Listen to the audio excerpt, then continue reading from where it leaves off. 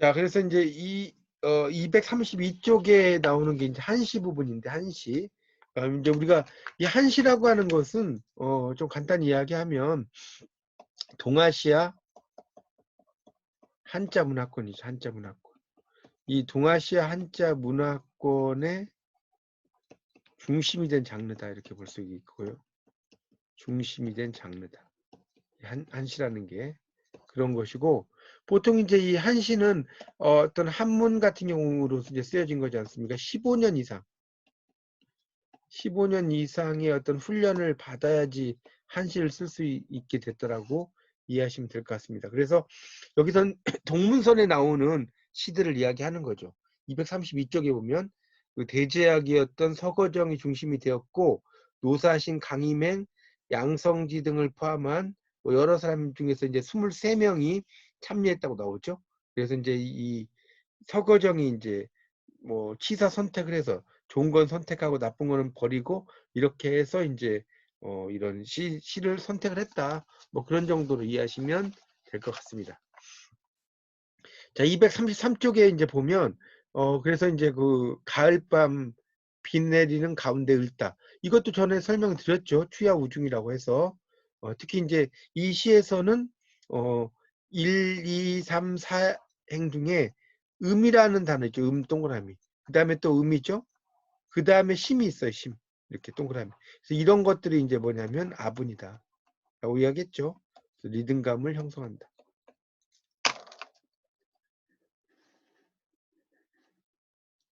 그래서 이게 이제 아분이고 리듬감을 형성한다는 걸 또 좀 알아두시면 좋겠습니다. 이게 이제 아분이면서 리듬감을 형성한다는 거. 자, 그런 것도 좀 알아두시고. 제가 이제 절구하고 율시는 설명 전에 다 드렸죠. 율시의 절반이 절구다. 율시의 절반이 절구다라는 말씀도 드렸습니다. 저도 이제 강의를 들어보니까 뭐 평성, 측성 뭐 이런 말 하던데 뭐 그것까지는 여러분이 알 필요가 없어요. 너무 복잡하니까. 뭐 평성, 측성까지는 뭐 자세히 알 필요 없고 일단 시에 대한 여러분이 해석만 좀 잘하시면 좋겠습니다. 그래서 이 추야우중에서의 주제는 자 거기다 써놓으세요. 외국인으로서의 소외. 이 글의 주제는 외국인으로서 소외 또는 육두품으로서 소외죠. 육두품으로서의 소외. 자, 이런 것들 여러분이 좀 이해하시면 됩니다. 외국인으로서의 소외, 육두품으로서의 소외. 이건 저번에 강의를 했으니까 그냥 그 정도 하고 넘어가겠습니다. 자, 234쪽에 나오는 감로사에서 해원의 시에 차운하다 이렇게 나왔죠. 234쪽입니다. 자, 234쪽. 자, 여기서는 이제 차운이라는 말이 중요하다고 그랬죠. 이 차운이라는 것은 앞사람이 지은 시의 운자를 가져오는 거예요. 이 차운입니다. 앞사람이 지은 시 운자를 가져와요. 거기에 이제 뒤에 보면 해원이라고 나잖아요. 해원. 이 해원은 의천대사의 제자예요. 자, 그러니까 해원이 쓴 시에서 이런 운자가 있었겠죠. 그 운자를 같이 가져오는 거다 이렇게 이해를 하시면 되겠고, 자, 이 한시에서 앞부분은 경치를 나타내고 뒷부분은 감정을 나타내는 걸 뭐라고 하냐면 선경후정이라고 해요. 선경후정.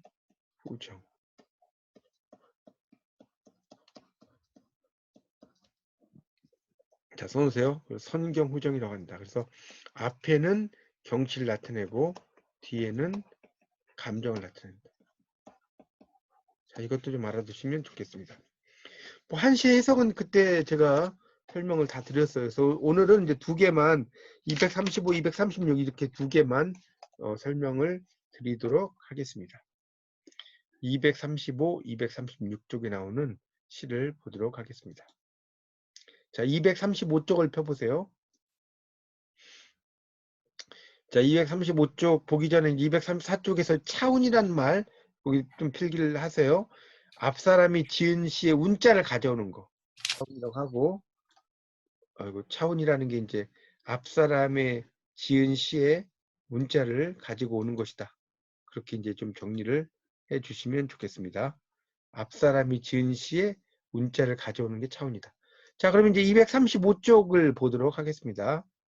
자, 보시죠. 235쪽. 에 나오는 임을 보내며. 이거는 이제 정기상의 시라고 나오죠. 정기상. 자, 그래서 이제 이 시는 5글자씩 세트로 돼 있죠. 그 오원율시라고 하는 거예요. 써놓으세요. 오원율시. 여기냐면 오 보세요. 오 이렇게 돼 있지 않습니까? 이렇게 되는 거, 이렇게 세트가 돼. 이렇게 해보세요. 이렇게 시들 한문에. 여기를 수라고 하고요. 여기를 함이라고 하고요. 여기를 경이라고 하고요. 미라고 해요. 수는 머리, 함은 턱, 경은 목, 미는 꼬리. 이렇게 돼 있어요. 그래서 이걸 이제 수함경미라고 이야기를 한다는 것도 알아두시면 좋겠습니다. 수함경미. 자, 그래서 이제 보시면 이제 하나씩 이제 보죠. 자, 정전, 일엽, 낙이죠. 그다음 뭐죠? 상하, 백중비. 그다음에 호롤, 불가치. 낙이죠.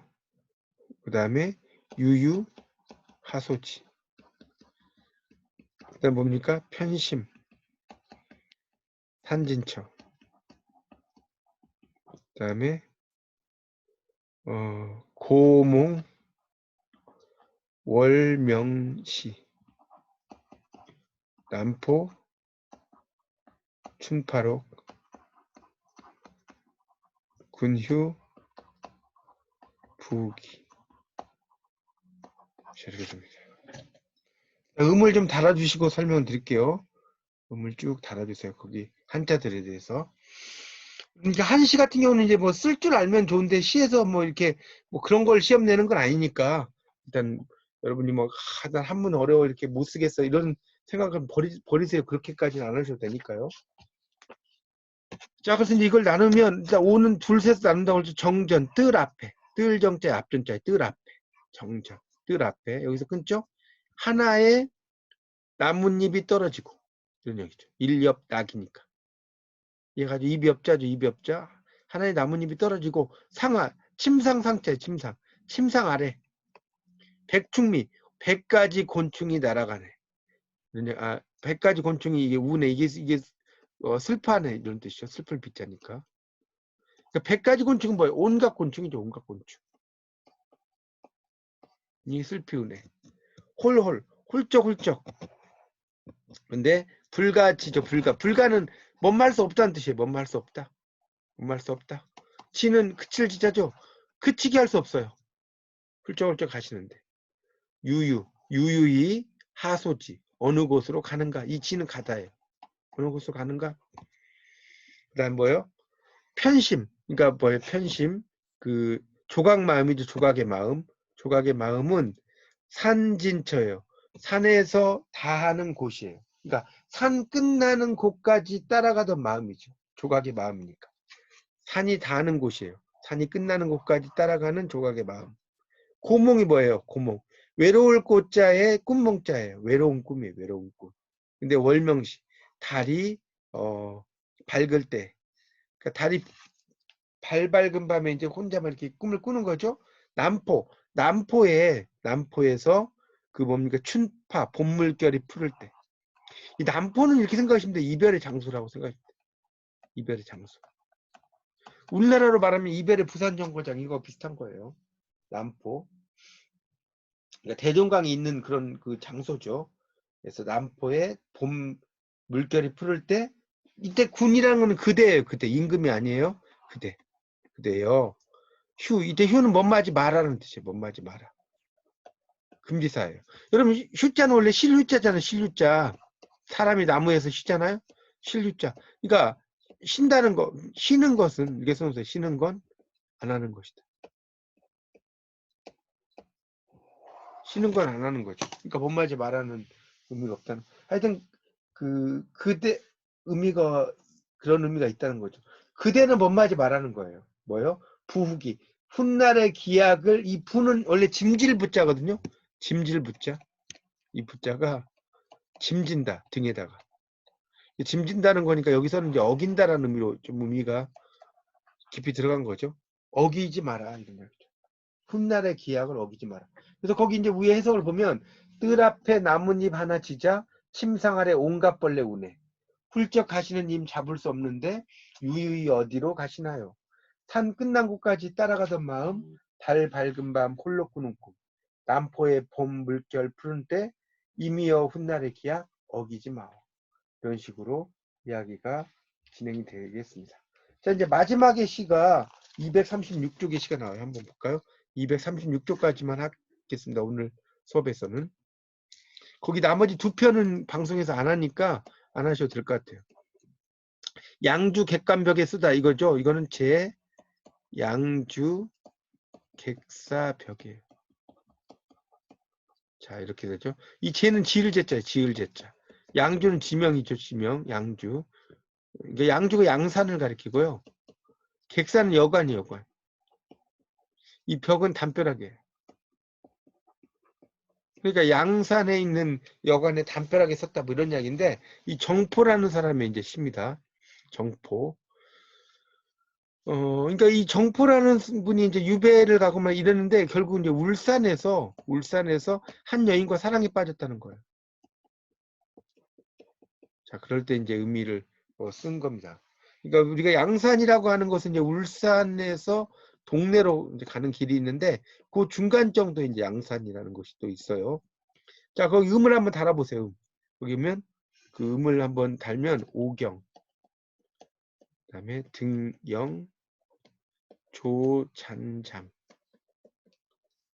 욕화, 별리, 선단장, 낙월, 반정,